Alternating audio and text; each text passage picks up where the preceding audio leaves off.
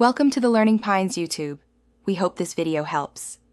You start by opening the view that shows your grid lines. You need the actual view to modify. Once there, press VV or type VG to open Visibility/Graphics. This is faster than hunting menus. You're targeting annotation categories because grid lines are controlled as annotations. That's why changing object styles alone won't work. Make sure you're on the correct view type, because view templates can lock these settings. If a template is applied, disable it or edit the template first.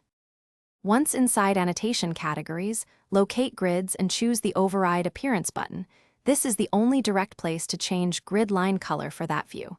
You can set projection line color, line type, and transparency. This changes what you see without altering model geometry. If your project uses a view template, either modify the template or remove it from the view so your override sticks.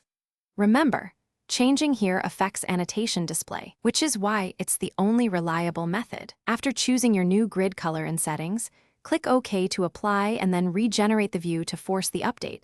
That often solves lingering display caches. If you see no change, check whether a view template is still enforcing old settings or if annotation elements are pinned or overridden elsewhere. Unlock or edit those.